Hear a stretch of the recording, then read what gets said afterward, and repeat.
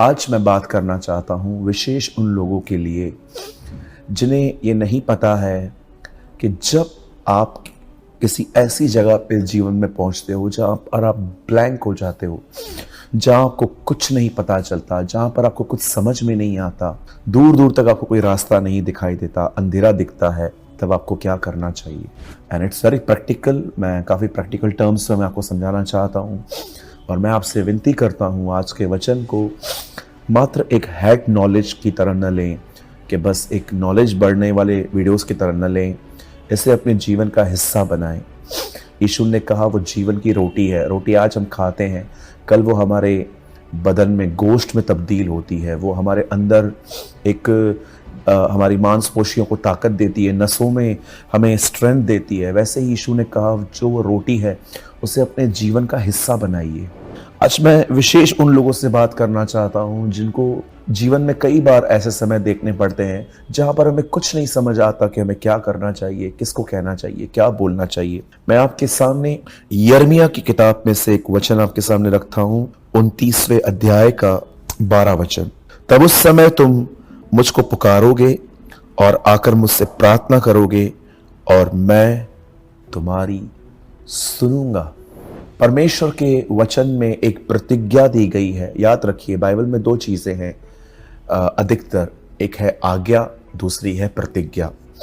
आज्ञा इसलिए मिलती है ताकि आप उसे फॉलो करें, उसे माने, और प्रतिज्ञा वायदा इसलिए मिलता है ताकि आप उस पर भरोसा करें, ईमान रखें, आप उस पर बिलीव करें।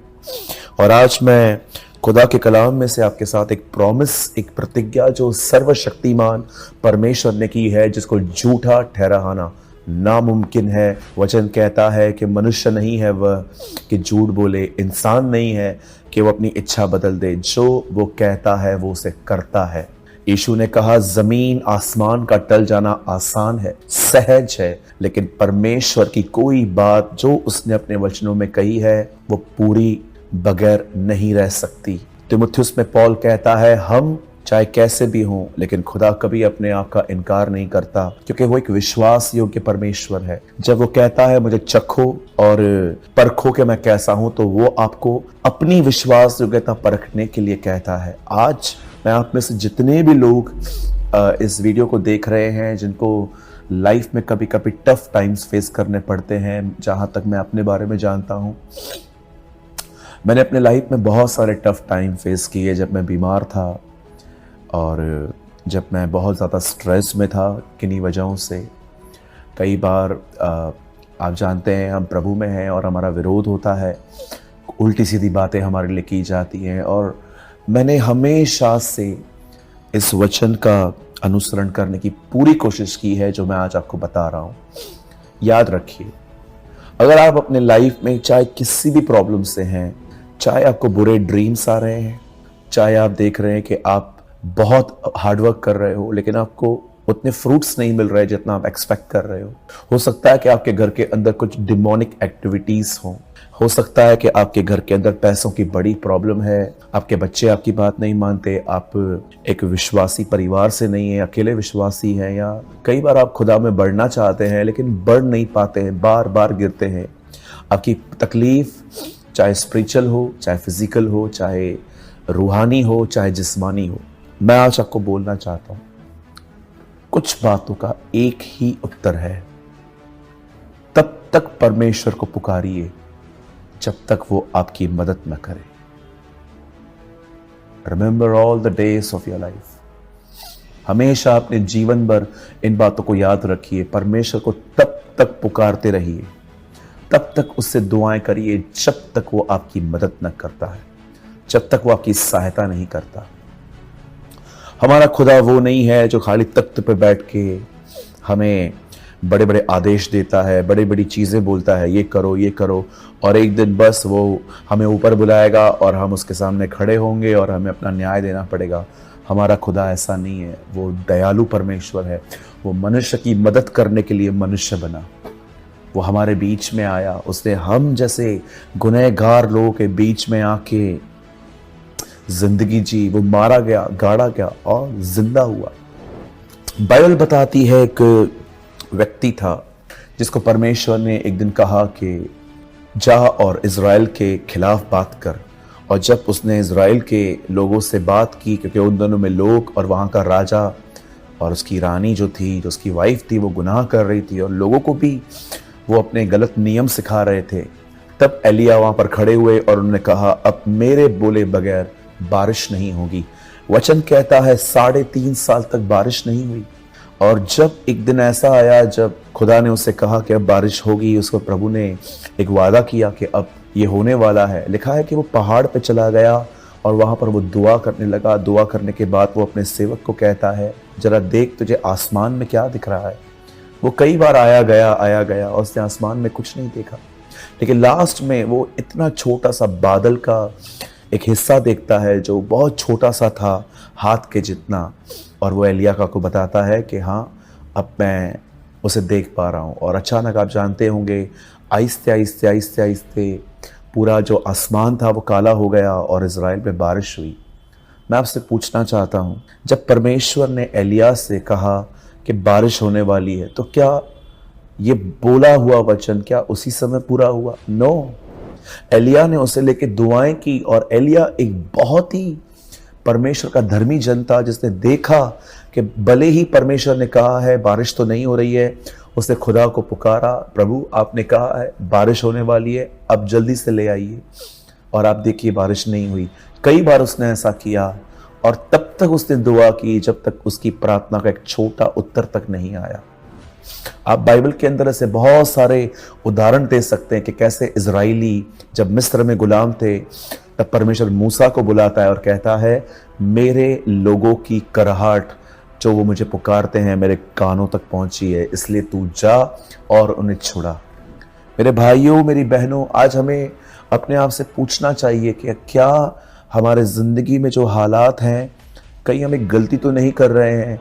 हम सिर्फ लोगों को बता रहे हैं ये प्रॉब्लम है, वो प्रॉब्लम है। मैं लोगों को बताने के बिल्कुल खिलाफ नहीं हूँ, क्योंकि आजकल ऐसी शिक्षाएं भी आ गई हैं जहाँ पर कहा जाता है कि विश्वासियों को विश्वासियों से प्रार्थना नहीं करवानी चाहिए, जबकि बाइबल आराम से पढ़िए। परमेश्वर एक दिन अय्यूब को कहता है, तू अपने दोस्तों के लिए प्रार्थना करेगा तो मैं उनको ब्लेस करूंगा। आप पॉल के लेटर्स में कई बार उसके लेटर में पढ़ सकते हैं कि वो कैसे लोगों को प्रार्थना निवेदन देता था कि मेरे लिए प्रार्थना करो कि मुझे वचन मिले बोलने के लिए। कई बार वो कहता था प्रार्थना करो कि दरवाजे खुलें। कई बार वो हर कलीसिया को दुआ करना भी सिखाता है। मेरे भाइयों, मेरी बहनों, मैं समझता हूँ अगर जो व्यक्ति सिर्फ दूसरों की दुआओं पर निर्भर है, ये गलत है। हमें सबसे पहले खुद परमेश्वर को पुकारना चाहिए, उसके बाद हमें अपने भाई बहनों को बोलना चाहिए कि मुझे तकलीफ है, आप मेरे लिए दुआ करो। मैं आप में से हर एक को कहना चाहता हूँ, क्या आपने देखा बरतिमाइस का पुत्र जो एक अंधा भिखारी था, उसने यीशु को तब तक पुकारा जब तक यीशु रुक नहीं गए, और जब यीशु रुक गए तब उससे कहा गया उसे बुलाओ। और जो लोग उसे रोक रहे थे जब वो चिल्ला रहा था, उन्हीं लोगों ने उसे पकड़ के, क्योंकि वो अंधा था, उसे उसकी डायरेक्शन दी और उसे मंजिल यीशु तक पहुंचाया। मैं आप में से हर एक को कहना चाहता हूँ, मेरे भाइयों, मेरी बहनों, चाहे आपका परिवार खुदा में नहीं है, चाहे आप फाइनेंशियल प्रॉब्लम में है, चाहे आपके घर के अंदर कुछ दुष्ट आत्माओं के काम हो रहे हैं, लोग ड्रिंक कर रहे हैं, स्मोक कर रहे हैं, तरह तरह के गुनाह कर रहे हैं, चाहे आपके बच्चे आपकी बात नहीं मान रहे हैं, चाहे आप प्रभु में नहीं बढ़ पा रहे हैं, कुछ भी बातें क्यों ना हो, learn to call the name of the lord. प्रभु के नाम को पुकारना सीखें। पुकारने का मतलब मात्र चिल्लाना नहीं है कि प्रभु प्रभु, नो। पुकारने का मतलब होता है कि आपने अपना संपूर्ण दर्द खुदा के सामने उंडेल दिया और अब आप उसकी मदद का इंतज़ार कर रहे हैं, आप उसकी सहायता का वेट कर रहे हैं। और याद रखिए, अगर आपने परमेश्वर से कहा है, आप विश्वास करें, वो सही समय पे आ जाएगा। क्या आपने देखा, जैसे इब्राहिम अपने बेटे को मारने वाला था, उसी समय परमेश्वर प्रकट होकर कहता है, इसे कुछ मत कर, न उससे पहले न उसके बाद। वो राइट टाइम पे आया। गलातियों की किताब में लिखा है, पॉल कहता है, जब समय पूरा हुआ तब परमेश्वर ने अपने बेटे को भेजा। परमेश्वर जानता है उसे किस समय आना है। मैं कई लोगों को देखता हूँ, वो खुदा को पुकारते नहीं है, वो खुदा को डायरेक्शन देते हैं, तू इस तरह आ। No my brothers and sisters, just उसे पुकारिए और विश्वास कीजिए वो आपके मुंह को काला होने नहीं देगा। वो सही समय पे आएगा और वो आपको बचा लेगा, वो आपकी सहायता करेगा। और जब वो सही समय पे आता है तो उस समय में हमें बहुत कुछ सिखा देता है। मैंने कई लोगों को देखा जब वो प्रॉब्लम में थे, वो प्रभु के इतने करीब चले गए, प्रॉब्लम आज भी वहीं पर है, बट दे आर हैप्पी। वो आज खुश हैं क्योंकि खुदा उन्हें मिल गया। कुछ चीजों का एक ही उत्तर है, एक ही रास्ता है, और वो रास्ता है खुदा को तब तक पुकारो जब तक वहां से आंसर ना आए, जब तक वहां से मदद ना आए। और याद रखिए, मदद तो आएगी, क्योंकि यीशु ने कहा जो मांगता है उसे मिलता है, जो ढूंढता है वो पाता है, जो खटखटाता है उसके लिए खोला जाता है। हमारा खुदा हमारे साथ है। मैं उम्मीद करता हूं इस छोटे से टीचिंग में, छोटे से वीडियो में आपने कुछ लर्न किया होगा, आपने कुछ सीखा होगा, और उस समय तो मुझे पुकारोगे और प्रार्थना करोगे और मैं तुम्हारी सुनूंगा। हो सकता है आपने गलतियां की हैं जिसकी वजह से आज आपकी ज़िंदगी में बहुत सारी ऐसे डिसीजंस लिए हैं आपने, जिससे गलतियां की हैं जिसकी वजह से आप पे सताव आ रहा है। तब भी आप उसे पुकारें, वो आपके उन संकटों में से कुछ भलाई निकाल ले आएगा।